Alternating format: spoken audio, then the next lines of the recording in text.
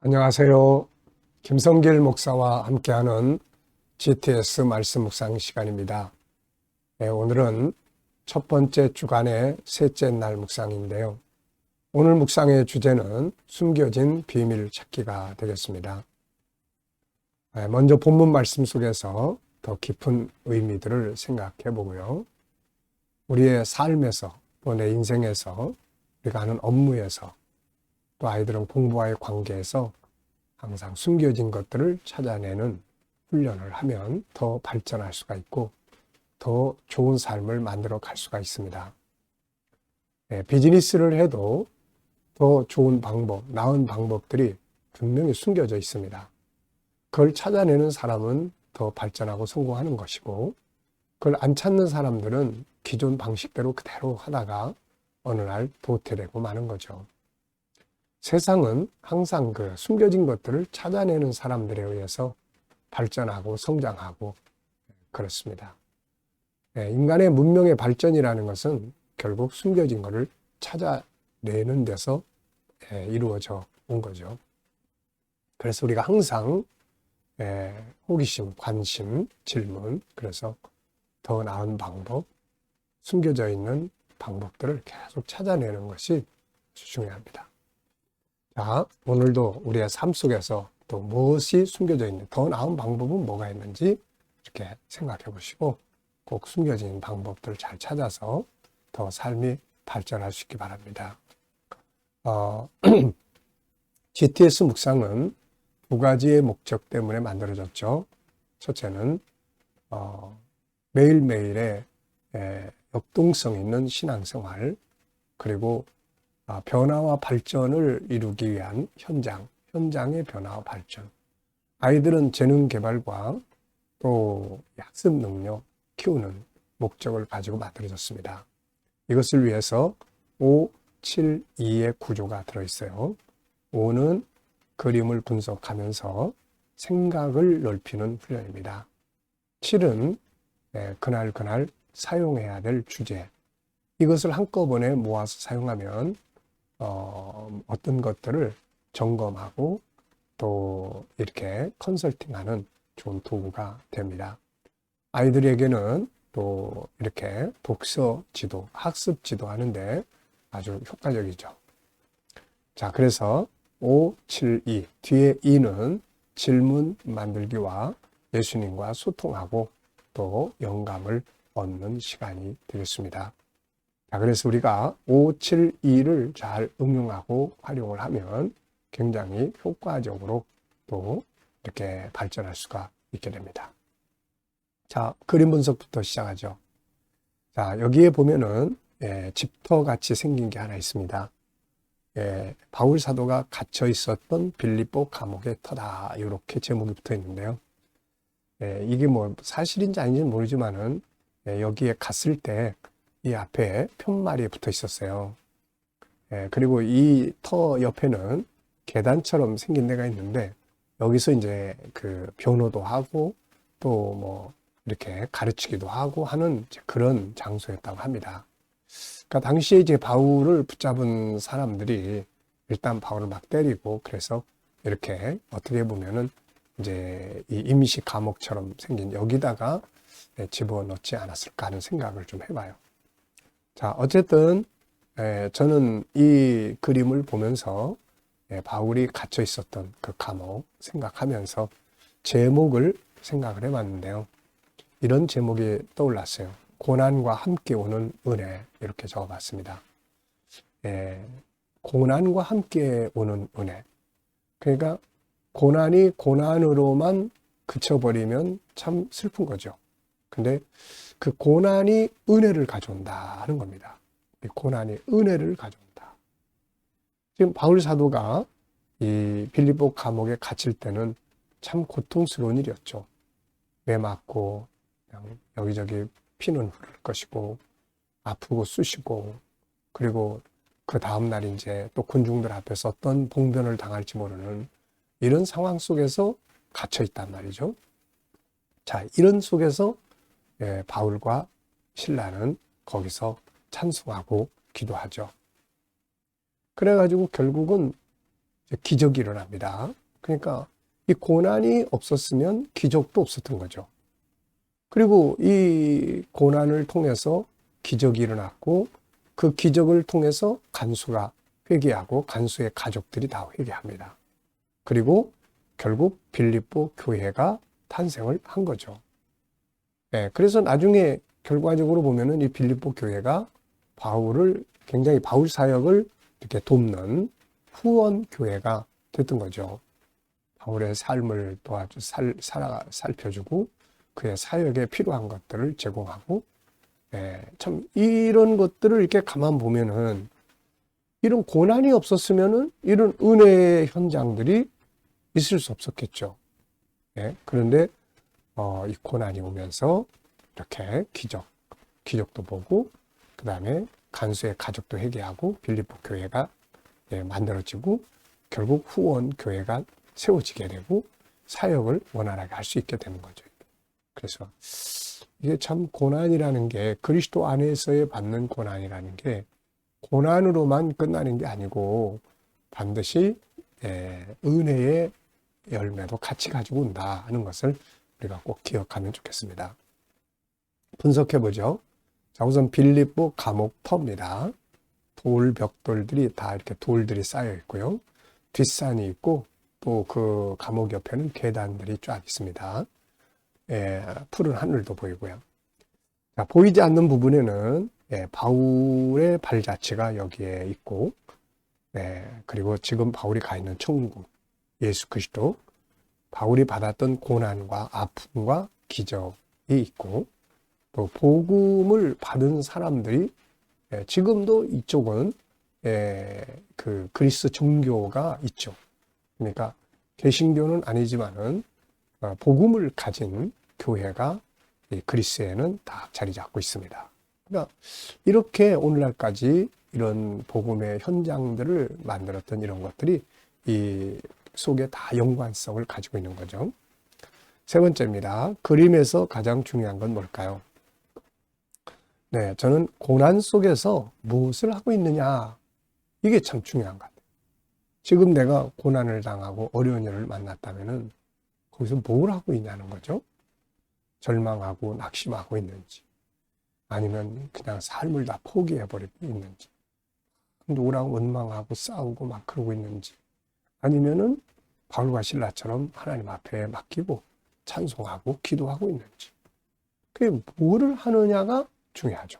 바울과 실라가 거기 가서 막 끙끙대고 막 괴로워하고 원망하고 막 그러고 있었다면은 이런 기적이 일어날 수가 없었을 겁니다. 그래서 우리가 환경이 어떠냐 보다는 그 속에서 무엇을 하고 있느냐, 이게 아주 중요하죠. 자, 연상법 훈련입니다. 한번 눈 감아 보시고요. 그림 한번 떠올려 보죠. 먼저 바울에 갇혔던 돌로 쌓였던 감옥, 그리고 또 감옥 문도 있고 옆에는 계단이 있습니다. 그 다음에 뒷산이 있고 그리고 푸른 하늘이 있습니다. 지금은 이곳이 다 유적지예요. 가서 보면은 이렇게 빌립보에 아주 옛날에는 굉장히 큰 아주 벌판에 엄청나게 컸던 이런 지역이었습니다. 그래가지고 그런데 지금은 이렇게 유적지로만 남아있는 거죠. 오히려 바울이 남긴 그의 천국, 하늘의 나라의 복음은 지금도 남아서 우리에게 은혜를 끼치고 있습니다. 자, 그리고 이 그림과 관계된 또 성경 말씀들 한번 쭉 생각을 해보죠. 자, 이 감옥에 갇혀있던 그림은 바로 사도행전 16장이고요. 또 시편 50편 23절에 보면은 감사로 제사를 드리는 자가 나를 영화롭게 하나니 내가 그의 행위를 옳게 한 후에 내 구원을 보이리라는 말씀이에요. 감사로 제사 드릴 때 이렇게 하나님의 기적의 역사가 있는 거죠. 다니엘서 6장 10절도 다니엘이 역시 사자굴 속에 들어가게 된 상황에서 감사 기도하는 장면. 역대하 20장에도 그 여호사밧의 주변 나라들이 연합으로 다 쳐들어왔어요. 그럴 때 여호사밧이 백성들 모아서 기도하고 찬양하는 이 장면. 여기서도 엄청난 이 기적이 일어났지 않습니까? 자, 아이들과 함께 묵상하시는 분들은 또 이 수학 찾기 여기서 한번 또 쭉 해보시죠. 도형, 각도, 수, 연산, 측정. 측정은 길이, 넓이, 들이, 또 시계, 시간, 시각, 뭐 이런 것들이에요. 그리고 또 규칙. 네, 어떤 규칙이 이 안에 작동하고 있는지 또 한번 보시면은, 네, 사실 돌들을 이렇게 쌓고 하는 것도 다 규칙적이에요. 이게 뭐 그냥 아무렇게나 막 쌓아놓는 게 아니거든요. 이게 규칙이 지켜지지 않으면은 이게 무너져 버립니다. 이런 것들이 다 규칙이 작동하고 있죠. 자료와 그래프 이런 것도 있고요. 자, 이렇게 응용된 현장에서 공부한 것들을 이렇게 생각해 보면 공부가 재밌고 또 쉽게 잊어버리지 않습니다. 네, 상상력 키우기입니다. 이 그림 가운데 두고요. 앞에는 어떤 그림이 있을까요? 저는 바울 사도가 빌립보에 가서 막 복음을 열심히 증거하는 장면을 그려볼 것 같고요. 네, 다음 그림은 이제 기적의 현장을 그려볼 것 같습니다. 자, 미래를 어떻게 살고 싶은가요? 그렇다면 지금 무엇을 해야 될까요? 오늘도 미래 비전을 한번 생각해 보시고 미래 비전을 놓고 꼭 이렇게 한번 또 기도하고 지나가시기 바랍니다. 자, 빌립보서 1장 1절로 6절 읽어보겠습니다. 그리스도 예수의 종 바울과 디모데는 그리스도 예수 안에서 빌립보에 사는 모든 성도가 또한 감독들과 집사들에게 편지하노니 하나님 우리 아버지와 주 예수 그리스도로부터 은혜와 평강이 너희에게 있을지어다. 내가 너희를 생각할 때마다 나의 하나님께 감사하며 간구할 때마다 너희 무리를 위하여 기쁨으로 항상 간구함은 너희가 첫날부터 이제까지 복음을 위한 일에 참여하고 있기 때문이라. 너희 안에서 착한 일을 시작하시니가 그리스도 예수의 날까지 이루실 줄을 우리는 확신하노라. 아멘. 자, 감사한 거 적어 보겠습니다. 어제 하루 지내시면서 감사했던 것들 한번 쭉 생각해 보시고요. 자, 또 오늘 또 하루 시작하면서 또 감사한 것들 한번 쭉 체크해 보시고 적어 보시기 바랍니다. 네, 우리가 아무리 힘들고 어려운 상황 속에서도 그 속에는 꼭 감사의 씨가 있다는 것을 꼭 생각하시고 감사를 꼭 찾으시기 바랍니다. 자, 미래를 생각하시면서 또 감사할 것들을 쭉 적어 보시기 바랍니다. 자, 오늘 본문을 보면서 오늘 느끼는 것은 무엇인가요? 저는 두 가지를 적었는데요. 자, 바울 사도는 빌립보 교회 교인들을 생각할 때마다 항상 감사했고 그들을 위해서 간구할 때마다 기쁨으로 기도할 수 있었습니다. 그만큼 빌립보 교회가 성도들이 바울에게 기쁨을 준 거죠. 그래서 우리가 참 어떤 것들을 할 때 이렇게 감사할 수 있고 기뻐할 수 있는 일꾼이 되는 것이 참 중요합니다. 우리가 이렇게 어떤 사람을 위해서 기도할 때는 막 고민을 하는 사람이 있고요. 어떤 사람을 위해서 기도할 때는 막 정말 감사가 넘치는 사람이 있어요. 또 어떤 사람을 위해서 기도할 때는 막 괴로워하면서 기도할 때가 있죠. 이왕이면은 누군가가 나를 위해 기도할 때 정말 나 때문에 기뻐하고 감사할 수 있는 그런 삶을 사는 것이 참 좋지 않습니까? 이왕이면은 그 하나님도 기뻐하시고 기도해주는 중보자도 즐겁고 또 본인도 이게 축복이 되고 그런 거죠. 두 번째는 이 시작하신 이가 그날까지 이루신다. 그러니까 사실 이 빌립보 교인들이 바울 사역에 함께 동참했던 것은 주님이 그들의 마음에 선한 마음을 주셨기 때문에 그런 일을 할 수 있었던 거죠. 그런데 그 일을 이제 끝까지 이루실 수 있도록 한다는 것, 이것은 참 주님이 하시는 거니까요. 시작도 그분이 하시고 또 완성하시고 이루시는 것도 그분이 하시는 것이죠. 자, 두 번째, 바울 사도가 빌립보 교인들을 생각할 때마다 기뻐한 이유는 뭔가? 그 이유가 바로 이 5절에 나타나고 있습니다. 너희가 첫날부터 이제까지 복음을 위한 일에 참여하고 있기 때문이다. 자, 첫날부터 처음부터 지금 이 빌립보서를 쓰는 곳이 어디냐면 로마 감옥이에요.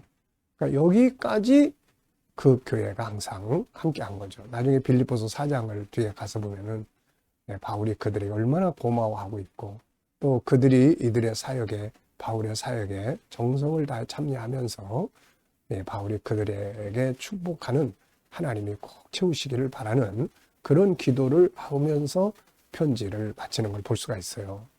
그러니까 바울의 입장에서는 정말 고마운 사람들이에요. 이 사람들이.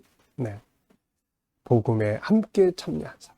바울이 복음 전하러 다닐 때 뭐 누군가가 도와야 되고 물질도 필요하고 다 필요한데 이거를 이제 이 교회가 담당을 했던 거죠. 그 교회는 바로 자주장사 루디아라든지 그런 간수라든지 이렇게 사회적인 신분이 있는 사람들이 중심이 돼서 그 역할을 했던 거죠. 참 이런 동역자들이 있는 지도자들은 정말 축복된 사람들이죠. 자, 세 번째입니다. 우리가 어려움 속에서도 기뻐해야 할 이유는 무엇인가? 저는 4가지를 적었는데요. 하나는 하나님이 계시기 때문에 기뻐하고 또 천국이 있기 때문에 그리고 기적의 역사도 있기 때문에 그리고 합력해서 유익하게 만드는 그런 역사도 있기 때문에 우리가 어려움 속에서도 기뻐해야 되는 것이죠. 자, 2절에서 질문 만들기입니다. 2절. 자, 하나님 우리 아버지와 주 예수 그리스도로부터 은혜와 평강이 너희에게 있을지어다. 자, 은혜와 평강은 어디서 오는 거냐? 전 질문을 그렇게 만들었어요. 은혜와 평강은 어디서 오는가? 우리 아버지 하나님과 하나님 아버지와 주 예수 그리스도로부터 은혜와 평강이 오는 것이다. 자, 두 번째는 업무나 공부에 대해서 질문 만드는 겁니다. 자, 그래서 업무 잘하기 위해서 필요한 건 뭘까요? 저는 3가지 적었습니다. 열정, 감사, 전문가, 4가지 하나 더 적어야 돼요. 비전, 요 4가지만 잘 가지면은 아주 업무를 발전시킬 수가 있게 되는 거죠.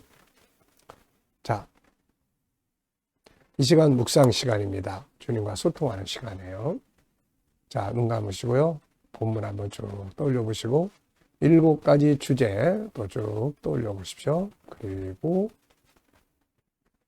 오늘 내 삶의 현장, 누구를 만나고 무엇을 하고 또 어디를 가시고 어떤 문제를 해결해야 되는지 쭉 떠올려 보시고 그리고 주님께 부르시면 됩니다. 예수님, 어떻게 해야 될까요? 주님이라면 어떻게 하시겠습니까? 이 사람에게 어떤 말을 하면 좋을까요? 이런 상황을 어떻게 가면 좋을까요? 활용할 수 있는 말씀은 뭔가요? 7가지 주제 중에 사용할 내용은 어느 주제를 사용하면 효과적일까요? 묻고 기다리고 그러면 주님이 영감을 주십니다. 지혜도 주시고요. 말씀도 떠오르게 하시고요. 또 감동도 주시고요. 어떤 확신도 주시고요. 참 많은 다양한 방법으로 영감을 주세요. 이거 가지고 살면 승리할 수 있습니다. 오늘도 주님이 주시는 영감으로 행복하시고 성공적인 하루 승리하시기 바랍니다. 기도하고 마치겠습니다. 주님 감사합니다. 오늘도 또 하루를 묵상으로 시작합니다. 함께하는 모든 이들에게 가정, 직장, 사업장에 형통함을 주시옵소서. 새로운 일터를 구하는 자들에게는 좋은 일터들이 예비되게 하여 주시고 또 치료받는 교우들에게는 치유의 능력이 함께 역사해 주시고 주님 또 어려운 문제를 안고 기도하는 성도들에게는 감당할 힘을 주시고 또 합력하여 선을 이루도록 인도하여 주시옵소서. 주님 오늘도 혼란스러운 이 나라를 바르게 이끌어 주시고 안정되게 빨리 진정되게 하시고 또 주님 이 나라가 발전하고 거룩하고 선교하는 나라가 될 수 있도록 주님 인도하여 주시옵소서. 아버지 하나님 또 주님의 선하신 뜻을 위해서 세계 곳곳에서 복음을 위해 수고하시는 선교사님들에게 함께해 주시고 KDM 훈련을 통해서 중국 복음이 더욱 많은 이들에게 증거되게 하여 주옵소서.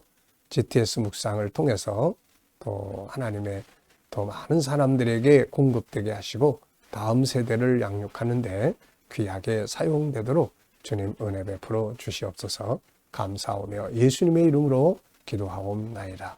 아멘.